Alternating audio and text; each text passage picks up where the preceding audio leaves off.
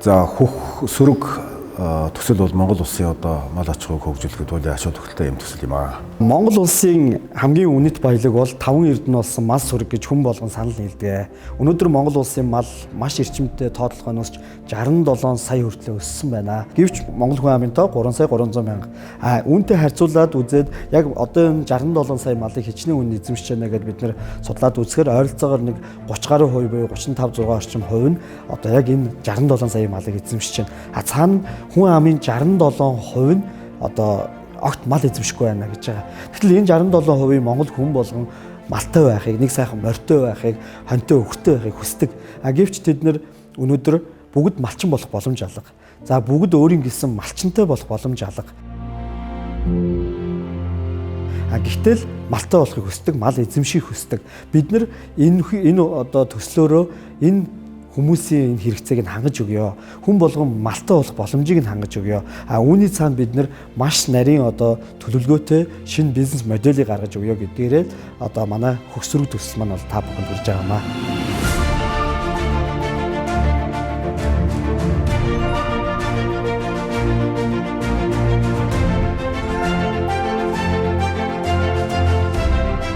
Ер нь одоо нэг хэдэн хонтой болчих, нэг хэдэн хүртэй болчих гэсэн тийм зах зээлийн эрэлт хэрэгцээ бол өнөөдөр маш их байдаг. Тэгээд одоо нэг хэдэн хонь авчих гэхээр нэг 5-10 хоныг маллах гэхээр нэг 5-10 хонь алдаг малчинч гэж юу яах вэ? Ерөнхийдөө Монголын малчд бол нэг 250-аас 300 малтай ал байдаг. Тэгээд ирэхээр энэ хотод байгаа хүмүүс чи ер нь одоо ингээд монголчууд бол ингээд 100 болохоор их хамардаг. Ингээ хөдөө гарахаар нөгөө малаа сайхан одоо мал дээр очиж ихээр нөгөө мал нь байхгүй байгаад байдаг. Ийм учраас энэ хөх сүрэг төсөл бол ерөөсөө малгун хүмүүс ч гэсэн одоо малжуулах. Тэгээд тэрийг одоо зөв зохион байгуулалт менежменттэйгээр удирдаад таныг одоо эрүүл аюулгүй ийм хүнсээр хангах. Тэгээд нөгөө компани бол зөв менежменттэй игээд мэдээж ашигтай ажиллана. Таа ч гэсэн бас сонин сүргээ, ямаан сүргээ, адуун сүргээ, өхөн сүргээ тэ ингээд өсгөөд явах тийм болцоог одоо олгож байгаа ийм одоо гайхамшигтай төсөл. Хөгсрөг төсөл маань болохоор яг 5 шуу малаас адуу, өхөр, хонь, ямаг сонгосон байж байгаа. За энэ дөрвөн малыг бол бид нар яг зөв менежментээр зөв бодлогоор одоо маллаж тухайн малын одоо сүргийн яг суурь баазыг бий болгоод тэндээсээ хэрэглэгчтэй болохоор яг эзэмшүүлээд явна гэсэн ийм л зарчим барьж байгаа. Адууны хувьд болохоор бид нар хүнд хэрэглэгчтэй 5 адуу эзэмшүүлж байгаа. Хамгийн доотлол нь. За 5 адуу эзэмшснээрээ та жил болгон 2 адуугаар өснөө. 2 адууны чинь нэг нь бол ижил сүрэгтэй тооны хувьд өсөд явж байна. Нэг адуутай дүүцэх хэмжээний өгөөжийг та хүртнэ. За тэр нь одоо мэдээж адуу гэхлээр адуутай хүн айрг уухыг хүснэ, адуутай хүн саам уухыг хүснэ, адуутай хүн адууны сайхан махтыг хүснэ. Бүгдээрээ л монголчууд махиж байгаа. За ингээд 5 жилийн хугацааны дараа таны одоо 5 адуу 5-аар өсөд 10 адуутай та болсон байх юм байна. Мөн та жил болгон нэг адуутай дүүцэх хэмжээний буюу 5 жилийн дараа ихэд 5 адуутай дүүцэх хэмжээний бүтээгдэхүүний өгөөж хүртсэн байх юм байна. Тэгээ яг энэнийг анхны хөрөнгө оруулалт буюу 5 адууны 3 сая төгрөгийг мөнгөний хэлбэр рүү шилжүүлээд 5 жилийн дараа та хэдэн төгрөг олгоод авах юм бэ гэдэг ингэхээр маш өндөр өгөөжийг танд санал болгож чадж байгаа маа л гэж ойлгож байна. Тэгэхээр адууг эзэмшиж байгаа хүмүүс маань яг энэ төслийн хүрээнд хийж байгаа адууны аж ахуй дээр нь түшиглэн явагдах одоо адууны цогцлбор дээр бол ингээд дуртай өссөн үед үйлчлүүлэх боломж нэгдэж байгаа гэж бол бид нар ойлгож байгаа. Тэр цогцлбор нь өөрөө яг л аж жуулчлалыг дэмжсэн, адууны өв соёлыг илтгэсэн, адуун тайртай хүмүүс одоо очиж цугладаг, морь уундаг, одоо жороо морь уундаг гэдэг ч юм уу, морин циркийн үзүүлбэр үздэг, адууны фестивал үздэг. За мөн Монгол ах буюу адуу унууг татах гэдэг ч юм уу те. За саам имчилгээ, саам совлол, айргны имчилгээч гэдэг юм ингээд үндсэндээ адуутай холбоотой бүх юмны цогцорын багтаас ийм цогцлборыг бид нар байгуулахыг зорж байгаа. Адуутай хүн юутай байж болох тэр яг зөв. Адуутай хүн ямар боломж илдэг тэр бүгд айргаа уун, морио уун те. Тэр өтгөл бүр хурдан морьтой байх боломжийг бид нар олгож байгаа. За тэр нь ямар ч вэ? За тэр одоо яг юу гэсэн үг юм бэ гэхээр одоо Монголд хүмүүс морио өөрийнх нь нэрээр дахиулдаг те. Тэрний морь гэдэг. Бид нар бол одоо төслийн нэрээр морь дахиулна гэсэн. Төслийн яг хөгсрөг төслийн морь явна. Тэгэхээр тэр одоо адуу эзэмшиж байгаа хүн болгоны л морь одоо улсад төрүүлэх боломжтой болно гэсэн үг. За хоньны хувьд болохоор мөн доотлын хэмжээнд 5 хонь. За тэгээд жил болгон хонь маань 2 хоньор өснө. Нэг хонь нь сүрэгтэй, жил сүрэгтэй өсөж байна. Нэг хонь нь болохоор за хоньноос бол бид нар яг бол бүтээгдэхүүн гэх юм бол одоо шууд махыг нь хамгийн өргөөр хэрэглэж байгаа. Тэр утгаараа бид нар нэг хоньыг бол та жил болгон өөрийнхөө өдөр тутмын өрхийн хэрэгцээнд авч болно гэж. Ингээд мөн та 5 жилийн дараа 10 хоньтой 5 хоньыг нь одоо өдөр тутмын хэрэгцээнд авсан байна гэж Ингэж ойлгож байна. Айлууд чинь нэг 200-300 малтай. Ингээд энэ айлаараа л яваад байгаа шүү дээ. Энэ төсөл чи яаж ийм гэхээр хоршиж ажиллаж байгаа байхгүй. Хоршиж сургалтанд суусан малчид хөрөнгө оруулагч нар тэгээд энэ бүтээгдэхүүнийг үйлдвэрлэх боловсруулах хүмүүс гэдэг ингээд тэгээд дээрэс нь мэрэгжлийн байгууллага байна тий. Үхрийн хувьд болохоор бид нэр яг бүтээгдэхүүнийхээ нэрийг бол өмбүү гэж нэрлсэн байгаа. За энийгээ болохоор бид нэр яг саяны адуутайгаа зарчмын үед яг адилхан мөн 5 үхрээс эхэлж байгаа. За та жилдээ одоо хөрөнгө оруулалт хийхдээ та 5 үхэр авна. 5 үхэр чинь жил болгон 2 үхрээр өснө. За 2 үхрийн чинь 1 үхэр нь бол ижил сүрэгтэй өсөөд явж байгаа юм байна. 1 үхэртэй тэнцэх хэмжээний мөн адилхан бүтээгдэхүүнийг та одоо авах боломжтой. За энэ нь мэдээж үхэртэй хүн цагаан эдээдгийг хүснэ. Үхэртэй хүн сайхан үхрийн маха ямар нэгэн одоо өндөр үнээрч гэдэг юм уу хамсалгүйгээр ингээд авахыг хүснэ. Яг энэ боломжийг нь бид нар хэрэглэгчтэй олгож байгаа. Тэгэхээр та үндсэндээ хамгийн багадаа 5 үхрийн эзэн болоод 5 жилийн дараа та 10 үхэртэй байх нь байна. Жил болгон бүтээгдэхүүн аваад та 5 жилийн дараа 5 үхэртэй дүүцэх хэмжээний одоо үхрийн ашиг шимийг сурцсан бүтээгдэхүүнтэй болох нэ гэж ингэж ойлгож байна. Малаа сайжруулахын тулд малынхаа үржил селекцийн ажил, шинжилгээ ухааны үндэслэлтэй бүртгэл мэдээллийн шин техник технологиг ашиглах хэрэгтэй. Дээрээс нь үржил селекцийн шин арга аргачлалыг шинжилгээ ухааны үндэслэлтэй явуулах хэрэгтэй. Тэгжээж мал одоо тухайн төсөлд хамрагдаж байгаа одоо хөрөнгө оруулагчдын мал одоо малын ашиг шим нэмэгдчихэж бид нэр энэ төсөл амжилттай явагдах. Үндс нь учраас хамгийн гол амин сүнс болсон энэ мал үржүүлэх селекцийн ажлыг шинжилгээ ухааны үндэслэлтэй явуулахаар энэ төслийн зөвлөхөөр одоо ажиллахаар болж байгаа. За мэдээж дараагийнх нь бол ямаа байгаа. Ямааны хувьд бол бусд малаасаа юугаар ялгаатай гэхээр тэгэхээр өгөөж нь одоо ноолуурны өгөөж өндөр байдаг. Тийм учраас бид нар яг энэ ямааны хувьд бол мөн адилхан бусдаа адилхан 5 ямаа эзэмшин. 5 ямааг та 400 мянган төгрөгөөр одоо хөрөнгө оруулалт хийж авах боломжтой. За ингэснээр та жил болгон 2 ямаатай тэнцэх хэмжээний одоо өгөөжийг хүртэн. За мэдээж нэг ямаа нь бол өсөлтийнхөө хувьд одоо ижил сүргийн тооны хувьд өсөд явна. Нөгөөх нь нэг ямааны одоо дүүцгүүц хэмжээний ноолуурны өгөөжийг та одоо жил болгон авна гэсэн үг. Ингээл та 5 жилийн дараа таны 5 ямаа 10 ямаа болсон байна. Та мөн жил болгон одоо нэг ямаатай тэнцэх хэмжээний ноолуурны өгөөжийг жил болгон хүртээд явна гэсэн үг ээ. За хөсрөг төслийн маань хамгийн сонирхолтой бүтээгдэхүүн бол өвс байж байгаа. За өвс гэхээр яг цаана бол ногоон тижэл гэж ойлгож байна. За ногоон тижэл бол яг сүүлийн хэдэн жил Монголын малчид бол одоо маш ихээр малдаа өгдөг. Малын одоо тарга твэргийг маш сайн тэнхрүүлдэг ийм одоо үр ашигтай ийм одоо тариалангийн нэг төрөл болж хөгжсөн. За нөгөө талдаа тариалан ч гэсэн энийг маш сайн одоо бизнес модель болгож хөгжүүлж маш ашигтай ажиллаж байна. Тэгэхээр бид нар нэг талдаа малдаа өвсөө бэлдээд нөгөө талдаа үүнийгээ тусдаа бие даасан хөрөнгө оруулалтын хэлбэр болгоод 100 бодлоо өвсийг та бүхэн санал болгож байгаа хамгийн багадаа. Тэгэхээр та 100 бодлоо өвс авч болно, 200 бодлоо өвс авч болно. Гэх мэтчлэн та 1000 бодлоо өвсөнд хөрөнгө оруулалт хийж болно. За 100 бодлоо өвсийг та хөрөнгө оруулалт хийж авснараа жилийн 75% өгөөж буюу 100 бодлоо өвс чинь 75 бодлоо өвсөөр нэмэгдэнэ. Тэгэхээр та энэ жил болгоны 75 бодлоо өвсний өгөөжийг хүртээд явах боломжтой болно гэсэн. Тэгэхээр энэ бол санхүүгийн талаасаа бол таны хөрөнгө оруулалт жилийн 75% өсөлтийн өгөөжийг өгж байна гэж ойлгож болно. Энэ бол маш өндөр үр ашигтай мөн эрсдэлгүй бизнес гэж та ойлгож байна. 6 сарын ихээр тариаллаа, 10 сар гэхэд хурааж авлаа. 4 сарын хугацаанд таны оруулсан хөрөнгө бол 100% эргээд төлөгдөн. Дээрээс нь ашиг. За тэр ашигыг чухам ямар хэлбэрээр хүртэх вэ гэдэг байхгүй юу? Шууд төсөлдөө ирэх юм уу? Шууд зах зээлд нийлүүлэх юм уу?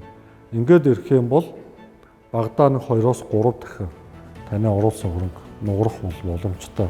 Одоо тийм ашиг олох нөхцөл бол бий. Тэгээ ногоон дижил тариалах явцад эрсдэл байна. Байгалийн болон гадны одоо хүн болон малаас хамааралтай энэ эрсдлүүд байгаа юм. Тэгэхээр энэ хөгсөрөг төсөл нь бол энийг бүрэн өөрөө хаагаад хаах гол үндэс нь одоо хашаажуулах гэсэн зарчмаар ингээд таны эрсдлийг компани өөрөө хаах нь маш их өгөөжтэй. Таны оруулсан хөрөнгө 100% найдвартай баталгаатай байх үнцийг тавьж өгж байгаа нь энэ төслийн бас давуу тал.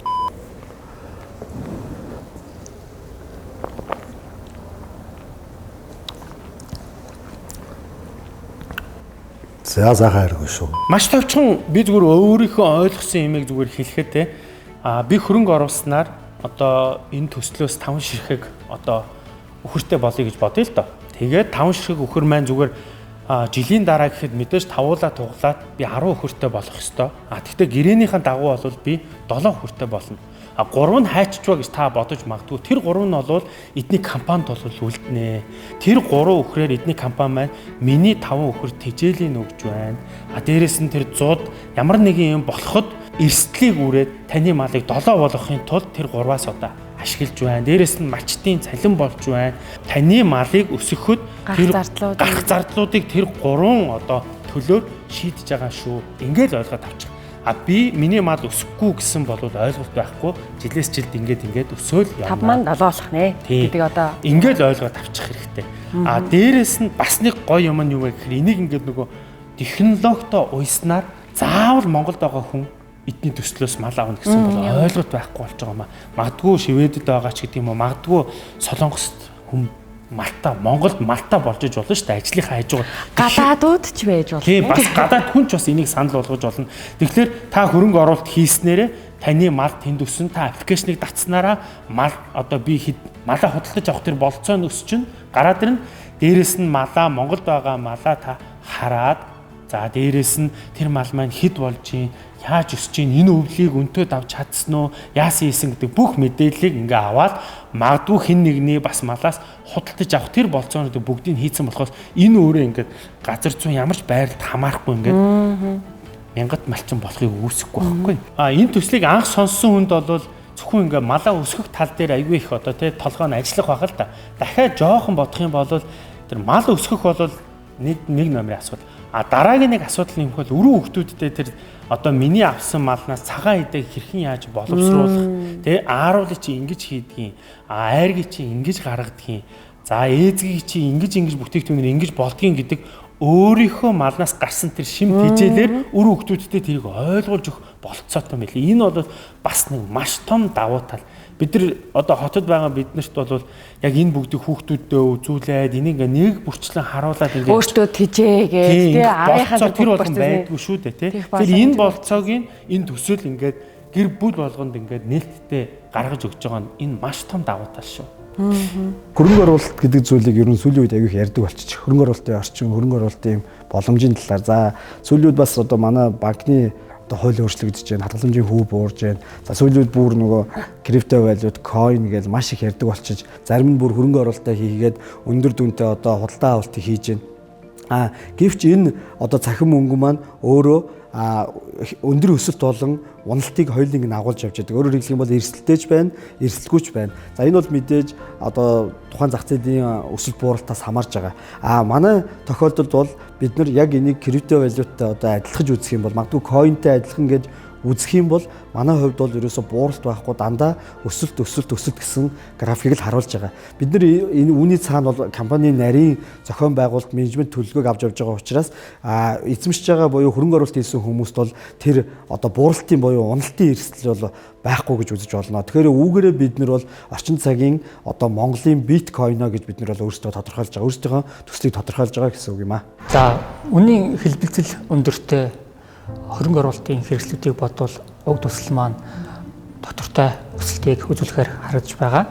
Монголчуудын хувьд одоо эрт цагийн одоо уламжлалт мал аж ахуйгаа орчин үеийн хөрөнгө оруулалтын боломжуудтай хослуулж байгаа нь уг төслийн шинэлэг байдлыг бол илэрхийлж байна. Мөн түнчлэн хөрөнгө оруулагч нарт хамгийн чухал зүйл болох эрсдлийг төсөл хэрэгжүүлж компани маань бүрэн дааж малыг өсгөх менежментийг хариуцж байгаа нь уг төслийг онцлог болгож байна. Төсөл маань өөрөө одоо нүүдэлчин ахуй соёл мал аж ахуй дээр суурилсан аялал жуулчлалыг бид нар бол давхар одоо хөгжүүлж явахаар зорж байгаа. Тийм учраас дэд бүтцэн ямар байх юм, за зам харгуй ямар байх юм гэдэг олон хүчин зүйлсүүдийн нөлөөллөөр бид нар одоо Булган аймгийг сонгосон. За тэгээ Булган аймгийнхаа аймгийн удирдлагын засаг даргын хамгийн газар, хүн сөдөөж хон газар гэдэг за мөн одоо багийн дарга иргэд нутгийн иргэд гэдэг ч юм уу олон хүмүүстэй бид нар төслийн талаар ойлголцож, санал солилцож хамтран ажиллахаар болсон байгаа.